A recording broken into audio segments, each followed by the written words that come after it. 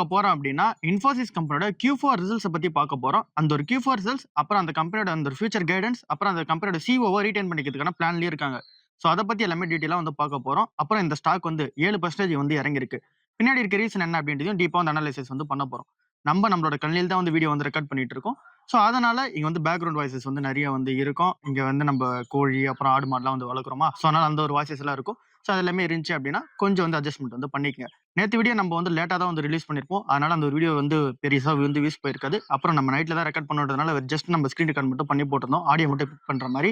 So அந்த ஒரு video IndusInd bank பத்தி இருக்கும். அதோட Q4 ரிசல்ட்ஸ், அந்த ஒரு கம்பெனியோட ஃபியூச்சர் பிளான்ஸ் என்ன, அந்த ஒரு கம்பெனியோட சிஓட பிளான்ஸ் என்ன அப்படின்றதெல்லாம் டீடைல் அனாலிசிஸ் வந்து பண்ணிருப்போம். சோ அந்த வீடியோ பார்க்காதவங்களும் அதை வந்து பார்த்துட்டு அப்புறம் இந்த வீடியோ வந்து பாருங்க. சோ இன்னும் பெட்டரா இருக்கும். சரி, ஓகே. இப்போ நம்ம இன்ஃபோசிஸ் கம்பெனியோட Q4 ரிசல்ட்ஸ் எப்படி இருக்கு அப்படின்னு சொல்லி பார்ப்போம். நெட் ப்ராஃபிட் வந்து 8,500 கோடி ரூபாய் வந்து பண்ணிருக்காங்க. இது இயர் ஆன் இயர் பேசிஸ்ல 21% அப் ஆயிருக்கு. ரெவன்யூ வந்து 13.4% இயர் ஆன் இயர் பேசிஸ்ல வந்து growth ஆயிருக்கு. 46,402 கோடி ரூபாய் ரெவன்யூ வந்து மேக் பண்ணிருக்காங்க. இது இயர் ஆன் இயர் பேசிஸ்ல 13% அப் ஆயிருக்கு. சோ நெட் ப்ராஃபிட் வந்து இயர் ஆன் இயர் பேசிஸ்ல 21%, ரெவன்யூ வந்து இயர் ஆன் இயர் பேசிஸ்ல 13% வந்து ஏறி இருக்கு.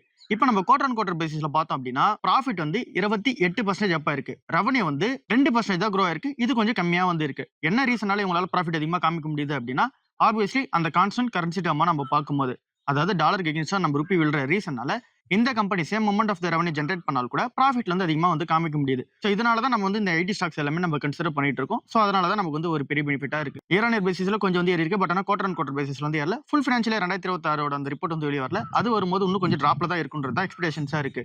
இந்த கம்பெனி வந்து இங்க டிவிடெண்ட் வந்து அனௌன்ஸ்மென்ட் வந்து பண்ணிருக்காங்க. அப்புறம் இந்த கம்பெனி லார்ஜ் டீல்ஸ் வந்து ஜெயிச்சு வச்சிருக்காங்க. அத பத்தியும் சொல்லிருக்காங்க. $14 பில்லியன் அந்த ஆர்டர் புக் இருக்கதா சொல்றாங்க. டோட்டல் கான்ட்ராக்ட் வேல்யூ இருக்கதா சொல்றாங்க. இந்த கம்பெனியோட டிவிடெண்ட் எவ்வளவு அனௌன்ஸ்மென்ட் பண்ணிருக்காங்க அப்படின்னா ₹25 பர் ஷேர் வந்து அனௌன்ஸ்மென்ட் வந்து பண்ணிருக்காங்க. இதுக்கான ரெக்கார்ட் டேட் வந்து ஜூன் 10 ரெக்கார்ட் டேட்டா இருக்கு. ஜூன் 25 பே அவுட் டேட்டா வந்திருக்கு. இந்த கம்பெனியோட ஃபினான்ஷியல் 2027 கைடன்ஸ் வந்து ரொம்ப கம்மி பண்ணி வச்சிருக்காங்க. அதனால தான் மார்க்கெட்ல இந்த ஷேர் வந்து இறக்குனாங்க. எவ்வளவு கைடன்ஸ் வந்து வச்சிருக்காங்க அப்படின்னா 1.5 ல இருந்து 3.5% தான் growth ஆகும் அப்படின்றது இவங்களோட கைடன்ஸா வந்து இருக்கு. சோ இது வந்து ரொம்ப கம்மியான நம்பரா இருக்கு. எக்ஸ்பெக்டேஷன்ஸ் வந்து 6 ல இருந்து 8% கொடுப்பாங்க அப்படின்ற எக்ஸ்பெக்டேஷன்ஸ் வந்து மார்க்கெட்ல இருந்துச்சு. பட் ஆனா 1.5 ல இருந்து 3.5 தான் வந்து கொடுத்திருக்காங்க. சோ இதனாலே மார்க்கெட்ல இந்த ஷேர் வந்து இறக்கிருக்காங்க. Q4 சூப்பரா இருக்கு. ஓகே. பட் ஆனா ஃபினான்ஷியல் 2027 இங்க வந்து சரியில்லை. அதனால ஃபியூச்சரை வந்து இங்க பாதிக்கிற விதமா இது வந்து இருக்குல்ல. அதனால இப்பயே வந்து ஷேர் வந்து இறக்க ஆரம்பிச்சிருக்காங்க. ஆப்பரேட்டிங் மார்ஜினை பொறுத்தவரை 20 ல இருந்து 22% தான் growth ஆகும் அப்படின்றது ஃபினான்ஷியல் 2027 இவங்களோட பிளானா வந்து இருக்கு. சோ இந்த ஒரு அவுட்லுக் இவங்க ஏன் வைக்கிறாங்க அப்படின்னா ஐடில வந்து ஸ்லோ டவுன் இருக்குது நல்லா வந்து தெரியும். நம்ம எல்லா ஐடி ஸ்டாக்ஸுமே அதை தான் வந்து பார்த்துட்டு இருக்கோம். இந்த கம்பெனியுமே ஐடில வந்து ஸ்லோ டவுன் வந்து இருக்கு. இதனால தான் இந்த கம்பெனி அவங்களோட கைடன்ஸை கம்மி பண்ணி வச்சிருக்காங்க. ஒருவேளை கைடன்ஸ் வந்து இங்க அதிகமா கொடுத்துட்டு கம்மியா பண்ணாங்க அப்படின்னா இன்னும் மார்க்கெட்ல இந்த ஷேர் வந்து இறக்கிடுவாங்க. அதனால கைடன்ஸ் கொடுக்கும்போதே பார்த்து தான் வந்து கொடுக்குறாங்க. இப்ப மீடியம் டேர்ம்ல என்ன மாதிரியான பிரஷர் இருக்கு அப்படின்றது கண்ணு முன்னாடி தெரியுதா சொல்றாங்க. பட் ஆனா லாங் டேர்ம்ல இந்த கம்பெனிக்கு ஏஐ மூலமா ரெவன்யூ வந்து மேக் ஆகும்னு சொல்றாங்க. ஷார்ட் டேர்ம்ல எப்படி பிரஷர் இருக்கும்னு தெரியாது. அதனால இந்த கைடன்ஸ் வந்து இப்படி வச்சிருக்காங்க. இப்போ இந்த கம்பெனியோட அந்த ஒரு ஹெட் கவுண்ட்ஸ் எப்படி குறைஞ்சிருக்கு இல்ல அப்படின்னா ஏறி இருக்கு அப்படின்னு சொல்லி பார்க்கும்போது எம்ப்ளாயிஸ் பொறுத்தல 8,000 எம்ப்ளாயிஸ் வந்து இங்க வந்து குறைச்சிருக்காங்க. ஹெட் கவுண்ட்ஸ் வந்து குறைஞ்சிருக்கு. ஃபினான்ஷியல் 2027 20,000 பேர் வேலைக்கு எடுக்க போதா சொல்லியிருக்காங்க. பட் ஆனா இந்த ஒரு Q4 8,000 பேர் வந்து வீட்டுக்கு அனுப்பிச்சிருக்காங்க. சோ இது வந்து ஒரு இருக்கிற நம்பரா இருக்கு. அட்ரிஷன் ரேட் ஓரளவுக்கு மீடியமா தான் வந்து மெயின்டைன் பண்ணிட்டு வராங்க. சோ இந்த ஒரு ஃபினான்ஷியல் 2027 அந்த கைடன்ஸ் வந்து வீக்கா வச்ச ரீசனால தான் மார்க்கெட்ல 7% வந்து இறங்குச்சு. நம்ம ஒரு மார்க்கெட்ல இறங்கி இருக்கு. அப்புறம் இந்த ஒரு கம்பெனியோட ஸ்டாக் வந்து ஏடிஆர் ஆவும் இங்க நம்ம யூஎஸ்ல வந்து ட்ரேட் ஆயிட்டு இருக்கு. NYSE ல வந்து ட்ரேட் ஆயிட்டு இருக்கு. சோ இதுலயுமே வந்து மார்க்கெட்ல 6% வந்து இறங்கி இருக்கு. சோ ஓவரால் இந்த ஒரு கைடன்ஸ் வீக்கா இருக்க ரீசனால தான் இறக்கி இருக்காங்க. பட் ஆனா இந்த ஒரு Q4 நல்லாவே வந்திருக்கு. கான்ஸ்டன்ட் கரன்சி டேர்ம்ஸ்லயே 1.5 ல இருந்து 3.5% தான் growth இருக்கும் அப்படின்றது உங்களோட எக்ஸ்பெக்டேஷன்ஸா இருக்கு. சோ இது ரொம்ப கம்மியான நம்பரா இருக்க ரீசனால மார்க்கெட்ல இறக்கி இருக்காங்க. அந்த அளவுக்கு பிரைசிங் வந்து பண்ண முடியாதுன்ற ரீசனால. சோ இது வந்து ஒரு Q4 ரிசல்ட்ஸையும் அப்புறம் மார்க்கெட்ல இவங்க எப்படி இங்க ப்ரொஜெக்ஷன் பண்ணிருக்காங்க. ஃபினான்ஷியல் 2027 எப்படி போகும்னு சொன்னாங்கன்றத பார்த்துட்டோம். சோ மார்க்கெட்ல என்ன மாதிரியான அதுக்கான ரெஸ்பான்ஸ் இருந்துச்சுன்னு பார்த்துட்டோம். இப்போ நம்ம இந்த கம்பெனியோட OpenAI கூட வச்சிருக்க பிளாட்ஃபார்ம் பத்தி இன்னும் டீடைலா வந்து பார்ப்போம். இன்ஃபோசிஸ் கம்பெனி OpenAI வச்சிருக்கிற அந்த ஒரு பார்ட்னர்ஷிப் வந்து நம்ம வந்து ரொம்ப நோட் பண்ண வேண்டிய விஷயமா இருக்கு. என்ன ரீசன் அப்படி சொல்லி பார்க்கும்போது OpenAI கோடெக்ஸ் என்ற பிளாட்ஃபார்ம் வந்து இருக்கு. இங்க இன்ஃபோசிஸ் கம்பெனியோட டாப்ஸ்னு சொல்லிட்டு ஒரு பிளாட்ஃபார்ம் இருக்கு. இந்த ரெண்டு பிளாட்ஃபார்ம் வந்து ஒண்ணா சேர போகுது. இதனால என்டர்பிரைசஸ்க்கு வந்து ஒரு பெரிய பெனிஃபிட்டா வந்து இருக்க போகுது. நிறைய என்டர்பிரைசஸ் வந்து AI ஏஜென்ட்ஸ் வந்து வச்சிருக்காங்க. ஆர்டிஃபிஷியல் இன்டெலிஜென்ஸ் அவங்களோட ப்ராஜெக்ட்ஸ் வந்து யூஸ் பண்ணிட்டு இருக்காங்க நிறைய கிளைண்ட்ஸ். பட் ஆனா அதை வந்து இன்னும் ஸ்கேல் அப் வந்து பண்ணல. எல்லாமே பைலட் மோட்ல இருக்கு. சோ அந்த ஒரு பைலட் அந்த ஒரு மோட்ல இருந்து இப்போ வந்து சேஞ்ச் பண்ணணும். அதை வந்து ஆட்டோமேஷன் வந்து இன்னும் சூப்பரா வந்து பண்ணணும். அந்த ஒரு AI யூஸ் பண்ண ஆரம்பிக்கணும்.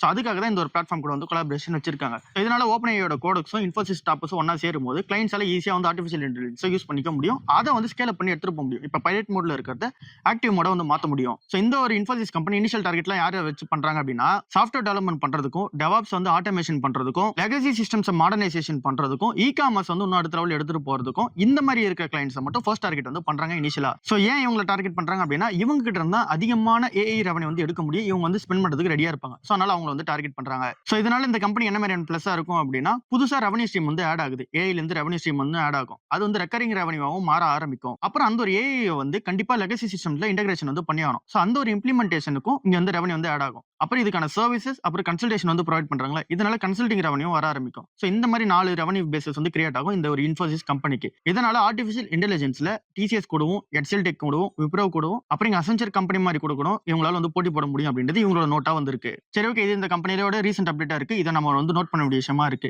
இதை தாண்டி புரோக்கரேஜஸ்லாம் என்ன சொல்றாங்க அப்படின்னு சொல்லி பார்க்கும்போது, நீங்க ஒரே ஒரு புரோக்கரேஜஸ் மட்டும் தான் இந்த கம்பெனிக்கு பை ரேட்டிங் வந்து வச்சிருக்காங்க. ₹1640 வரைக்கும் போகும்னு சொல்லி சொல்றாங்க. எந்த நிறுவனம் அப்படின்னா நும்ரோ நிறுவனம் வந்து சொல்றாங்க. சோ இவங்க இந்த ஒரு கம்பெனியோட அந்த ஒரு ஃபியூச்சர் கைடன்ஸ் எல்லாமே அனாலிசிஸ் பண்ணிட்டு, அப்புறம் இந்த Q4 எல்லாமே அனாலிசிஸ் வந்து பண்ணிட்டு, இந்த கம்பெனியோட ஏர்னிங்ஸ் வந்து கொஞ்சம் கம்மியாகும். பட் ஆனா இந்த ஒரு கம்பெனி ₹1600 வரைக்கும் போகும்னு சொல்லி இவங்க டார்கெட் வைக்கிறாங்க. மீதி இருக்கிற எல்லா கம்பெனிஸுமே லைக் வந்து சிட்டிஸ், ஜெஃப்ரீஸ், மார்கன் ஸ்டான்லி, அப்புறம் இங்க டேம் கேபிட்டல், இன்னும் நிறைய புரோக்கரேஜஸ் எல்லாருமே வந்து செல் ரேட்டிங் தான் வந்து வைக்கிறாங்க. டார்கெட் பிரைஸ் வந்து கம்மி பண்றாங்க. பின்னாடி இருக்க ரீசன் வந்து இந்த கம்பெனியோட ஃபியூச்சர் கைடன்ஸே கொஞ்சம் கம்மி பண்ணி வச்சிருக்காங்க. இதனால ட்ரெடிஷனல் ஐடி சர்வீஸோட ரெவன்யூ வந்து கம்மியாக போகுது கண்ணு முன்னாடியே தெரியுது. அதை தாண்டி இன்னும் ஆர்டிஃபிஷியல் இன்டெலிஜென்ஸ்ல செப்பரேட்டான ரெவன்யூ வந்து காமிக்க ஆரம்பிக்கல. சோ அந்த ஒரு பிசினஸோட ரெவன்யூ எப்படி இருக்குன்னு சொல்லிட்டு தெரியணும். இங்க எக்ஸெல் டெக் கம்பெனி அப்புறம் டிசிஎஸ் கம்பெனி இவங்க 2 பேருமே காமிக்க ஆரம்பிச்சிட்டாங்க. பட் ஆனா இங்க இன்ஃபோசிஸ் கம்பெனி இன்னும் காமிக்க ஆரம்பிக்கல செப்பரேட்டா. சோ அதுல இருந்து இங்க காமிக்க ஆரம்பிக்கும் போது இன்னும் ஒரு பெட்டர் கிளாரிட்டி வந்து கிடைக்கும். சோ இது எல்லாத்தையும் இங்க அனாலிசிஸ் பண்ணிட்டு தான் இந்த கம்பெனிஸ் எல்லாருமே இங்க டார்கெட் பிரைஸ் வந்து செல் ரேட்டிங் வந்து வைக்கிறாங்க. சோ அவங்க எல்லாருமே இங்க வந்து பாசிட்டிவா பாக்குற ஒரு விஷயம் வந்து மார்ஜின்ஸ் வந்து ஸ்டேபிளா இருக்கு. 21% வந்து மெயின்டைன் பண்ணிட்டு இருக்காங்க. ஸ்ட்ராங்கான டிவிடெண்ட் ஈல்ட் வந்து இருக்கு. 4% வந்து இருக்கு. இதை தாண்டி இந்த கம்பெனியோட அந்த ஒரு ஏஐ கான்ட்ரிபியூஷன் வந்து ரெவன்யூ கான்ட்ரிபியூட் பண்ணுதுன்னு சொல்றாங்க. பட் ஆனா செப்பரேட் அக்கௌண்ட்ஸ் வரும்போது தெரிய வரும்னு சொல்றாங்க. இது எல்லாமே பாசிட்டிவான நோட்டா இருக்கு. நெகட்டிவான நோட் நம்ம எல்லாருக்குமே தெரியும். ஏஐ வந்து இங்க உள்ள அந்த ரீசனால இங்க ஐடி வந்து ஸ்லோ டவுன்ல வந்து இருக்கு. அப்புறம் இங்க கிளையன்ட் எல்லாருமே அதிகமான காஸ்ட் வந்து கொடுக்க மாட்டாங்க. இன்னும் கொஞ்சம் கம்மி பண்றாங்க பட்ஜெட்ஸை. சோ இதனால இந்த கம்பெனிஸ் எல்லாமே நெகட்டிவா வந்திருக்கு. சரி, ஓகே, இப்போ இந்த கம்பெனியோட சிஓவான சலீல் பரேக் வந்திருக்காங்களே, அவங்கள ரீடைன் பண்ற விதமா இஎஸ்ஓபி ஆப்ஷன்ஸ் வந்து கொடுக்க போதா சொல்லியிருந்தாங்க. அதுக்கும் வந்து போர்ட் ரூம் வந்து அப்ரூவல் கொடுத்துட்டாங்க. 51 கோடியே 75 லட்சம் ரூபாய் வந்து இஎஸ்ஓபிஸா வந்து கொடுக்க போறாங்க. இஎஸ்ஓபிஸ் அப்படின்னா எம்ப்ளாய்மெண்ட் ஸ்டாக் ஆப்ஷன்ஸா வந்து இருக்கு. சோ இது வந்து அந்த கம்பெனியோட டேலண்டடான பர்சன்ஸ் வந்து ரீடைன் பண்ணிக்கிறதுக்காக இஎஸ்ஓபிஎஸ் ஆப்ஷன்ஸ் வந்து கொடுப்பாங்க. இதுக்கான அந்த 51 கோடி ரூபாய்க்கான அப்ரூவல் வந்து கிடைச்சிருக்கு. எதுக்காக இந்த ஒரு இஎஸ்ஓபி ஆப்ஷன்ஸ் இப்போ வந்து ஓகே பண்றாங்க அப்படின்னா, இவரோட டேர்ம் வந்து மார்ச் மாசம் வந்து முடிய போகுது 2027. அதுக்கப்புறமேட்டுக்கு இவர் வந்து ஃபுல் இயர் டேர்ம் வந்து உட்கார வைக்கலாமா அப்படின்னு சொல்லிட்டு அந்த ஒரு பிளான்ஸ் போயிட்டு இருக்கும்போது போர்ட் ரூம்ல என்ன வந்து பேசிக்கிறாங்க அப்படின்னு சொல்லி நியூஸ் வந்திருக்கு அப்படின்னா, 2 வருஷத்துக்கு ஷார்ட் டேர்மா மட்டும் இவர் வந்து உட்கார வைப்போம். அதுக்கப்புறம் நம்ம வேற ஆளு கூட மாத்திப்போம் அப்படின்றதான் போர்ட் ரூமோட டாக்ஸா இருக்கதா சொல்றாங்க. சோ இதனால இந்த ஒரு இஎஸ்ஓபி ஆப்ஷன்ஸ் கொடுத்து இவர் வந்து ரீடைன் வந்து பண்ணி வச்சுக்க போறாங்க. இதுக்கான அப்ரூவல் வந்து கிடைச்சிருச்சு. சோ இதே மாதிரி இந்த கம்பெனியோட பொசிஷன்ஸ்ல ஹையர் பொசிஷன்ஸ்ல இருப்பாங்கல்ல, அந்த ஒரு டேலண்டடான ஆட்களை வந்து திரும்ப ரீடைன் பண்ணிக்கிற விதமா அவங்களுக்கு இஎஸ்ஓபி ஆப்ஷன்ஸ் வந்து கொடுக்க போறாங்க. அதுக்கான அப்ரூவலும் வந்து கிடைச்சிருக்கு. சோ ஓவராலா இதுதான் இந்த ஒரு இன்ஃபோசிஸ் கம்பெனில உள்ள விஷயமா வந்திருக்கு. Q4 ரிசல்ட்ஸ் நல்லா வந்திருக்கு. பட் ஆனா ஃபினான்ஷியல் 2027 வந்து மோசமா இருக்க போகுதுன்னு சொல்றாங்க. அப்படின்னா இன்னும் ஒரு வருஷத்துக்கு இந்த ஸ்டாக்ல பிரஷர் வந்து கண்டிப்பா வந்து இருந்துகிட்டே இருக்கும். சோ அதனால இந்த ஒரு ஸ்டாக் வந்து இறக்குனாங்க. சோ அதை பத்தி நம்ம வந்து தெரிஞ்சுக்கலாம். அப்புறம் இங்க Q4 ரிசல்ட்ஸ் நல்லா தான் இருக்கு. பட் ஆனா இங்க ஃபியூச்சர் வந்து இன்னும் கம்மியான growthல தான் போவாங்கன்னு சொல்லி சொல்றாங்க. அது ஒரு நெகட்டிவான சைனா வந்து இருக்கு. இந்த கம்பெனியோட டோட்டல் கான்ட்ராக்ட் வேல்யூ எல்லாமே சூப்பரா தான் வந்து வச்சிருக்காங்க. டீல்ஸ் எல்லாமே சூப்பரா ஜெயிச்சு வந்து வச்சிருக்காங்க. சிஓமே 2027 வந்து வெளிய போக போறாங்க. அதுக்கு அடுத்து யார் சிஓவா வந்து இருக்க போறாங்கன்ற கேள்வி வந்து இருக்கு. அதுக்கு 2 இயர்ஸ் வந்து இவங்க ஷார்ட் டர்மா இவர் வந்து உட்கார வைப்போம். ஃபுல் இயர் டர்மா இவர் வந்து உட்கார வைக்க தேவையில்ல அப்படின்ற மாதிரி போர்ட் ரூம்ல வந்து போயிட்டு இருக்கதா நியூஸஸ் வந்து வந்திருக்கு. அப்புறம் இவர் வந்து ரீடைன் பண்றதுமா யூஎஸ்ஓபி ஆப்ஷன்ஸ் வந்து கொடுத்திருக்காங்க. இப்ப கடைசியா வந்து இந்த இன்ஃபோசிஸ் கம்பெனியா இருக்கட்டும், இல்ல அப்படின்னா HCL Tech and then Wipro and then TCS company எல்லாரோட அந்த ஒரு ஃபினான்ஷியல் 2027 கைடன்ஸ் வந்து ரொம்பவே சரியில்லாம வந்திருக்கு. இங்க டிசிஎஸ் வந்து எக்ஸாக்டான நம்பர் சொல்லணும்னா கூட ஃபினான்ஷியல் 2026 விட 27 வந்து கொஞ்சம் சூப்பரான பெர்ஃபார்மன்ஸ் வந்து இருக்கும் அப்படின்னு சொல்லி மட்டும் முடிச்சிட்டாங்க. பட் ஆனா இதுவே இன்ஃபோசிஸ் கம்பெனி, அப்புறம் இங்க எக்ஸெல் டெக் கம்பெனி, அப்புறம் இங்க வந்து விப்ரோ கம்பெனி, இவங்க 3 பேருமே ஃபினான்ஷியல் 2027 கைடன்ஸ் வந்து ரொம்பவே கம்மியா வச்சிருக்காங்க. 7 இருந்து 10% வந்து ஃபினான்ஷியல் 2027 க்ரோ ஆவாங்க அப்படின்ற கைடன்ஸ் வந்து கொடுப்பாங்கன்னு சொல்லி எக்ஸ்பெக்ட் பண்ணாங்க மார்க்கெட்ல. ஆனா எல்லா கம்பெனிஸுமே மேக்ஸிமம் வந்து கொடுத்ததே 4% வந்து தாண்டல. எந்த ஒரு கம்பெனியும் 4% வந்து தாண்டல. சோ இந்த ஒரு ரீசனால இந்த ஒரு கம்பெனிஸ் எல்லாத்தையுமே இங்க வந்து அடிக்க ஆரம்பிச்சிருக்காங்க.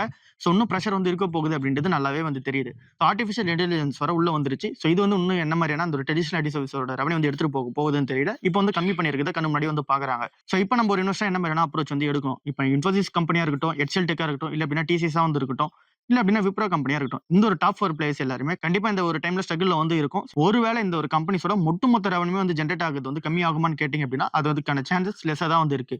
ஏன் அப்படின்னா லெகசி சிஸ்டம்ஸ் வந்து எப்படி கண்டிப்பா வந்து ஆப்ரேட் ஆயிட்டு இருக்கும். அட்லீஸ்ட் இங்க வந்து ஒரு 5 to 10 இயர்ஸ் ஆச்சு அந்த ஒரு டிரான்ஸ்ஃபர்மேஷனுக்கான டைம் வந்து எடுக்கும். சோ அதையுமே பண்ணி கொடுக்கிறதுக்கு இந்த கம்பெனிஸால தான் முடியும். நம்ம டிசிஎஸ் கம்பெனி வந்து சொன்னதை வந்து நம்ம ஞாபகம் வச்சுக்கணும். ஏஐ வந்து இங்க லெகசியான சிஸ்டம்ஸ்ல இம்ப்ளிமெண்டேஷன் பண்ணணும் அப்படின்னா அதுக்கான ஹெல்ப்பா நாங்க தான் வந்து கொடுத்தாகணும் அப்படின்றத வந்து சொல்றாங்க. ஏன்னா அவங்க கிட்ட தான் அதுக்கான அந்த ஒரு இம்ப்ளிமெண்டேஷனுக்கான ப்ராசஸ் வந்து தெரியும். அவங்க அதுக்கான அந்த ஒரு இன்டகிரேஷனான சொல்யூஷன்ஸையும் வந்து ப்ரொவைட் பண்ணுவாங்க. அப்புறம் இந்த ஒரு கம்பெனிஸ் எல்லாருக்கும் இத்தனை வருஷம் எக்ஸ்பீரியன்ஸ் வந்து இருக்கு. சோ அதனால அவங்களால தான் வந்து பண்ண முடியும். சோ ஏஐ என்னதான் வந்தாலும் கூட அதை இன்டகிரேட் பண்றதுக்காச்சும் இந்த கம்பெனி வந்து உதவும். அதுக்கப்புறமேட்டுக்கு அடுத்த சர்வீசஸ் வந்து ப்ரொவைட் பண்ண ஆரம்பிச்சிருவாங்க. ஏஐ டூல்ஸுமே இந்த கம்பெனிஸ் எல்லாமே இங்க மேக் பண்றதை நம்ம வந்து பார்த்திருக்கோம். அதுக்கான பிளாட்ஃபார்ம்ஸையும் நம்ம வந்து பார்த்திருக்கோம். ஸோ இது எல்லாமே நீங்க வந்து பார்த்துட்டு கன்சிடர் பண்றது பெட்டரா வந்து இருக்கு. பட் ஆனா நெக்ஸ்ட் ஒரு 1 இயருக்கு பிரஷர் இருக்க போது நல்லா தெரியுது. டிசிஎஸ் கம்பெனி 2000 ரூபாய்க்கு போகிறதுக்கான சான்சஸும் வந்து இருக்கு. இன்ஃபோசிஸ் கம்பெனி 1000 ரூபாய்க்கு கீழ இறங்குறதுக்கான சான்சஸும் இருக்கு. விப்ரோ கம்பெனி 150க்கு போகிறதுக்கான சான்சஸும் வந்து இருக்கு. HCL டெக் கம்பெனி வந்து அதுவுமே 1000 ரூபாய்க்கு கீழ வரதுக்கான சான்சஸ் வந்து இருக்கு. ஸோ இதெல்லாமே பார்த்து கன்சிடர் பண்றது பெட்டரா இருக்கும். அப்படி வந்தது அப்படின்னாலும் கன்சிடர் பண்ணுவீங்க அப்படின்னா இந்த டைம்ல கன்சிடர் பண்றது பெட்டரா இருக்கு. இல்ல நம்ம அந்த டைம்ல வரும்போது பார்த்துக்கலாம் அப்படின்னு சொல்லி நீங்க வெயிட் பண்றீங்க அப்படின்னா வெயிட் பண்றது உங்களுக்கான சாய்ஸஸா வந்திருக்கு. ஸோ இப்போ நீங்க என்ன மாதிரி டிசிஷன் எடுக்கணுமோ எடுத்துங்க. நான் இப்போ 1 2 முறையே கன்சிடர் பண்ணிட்டு இருக்கேன். ஸோ உங்களோட டிசிஷனை பார்த்துடுங்க. இவ்வளவுதான் இன்னைக்கான வீடியோ. அடுத்த வீடியோவில் சந்திப்போம். பாய்.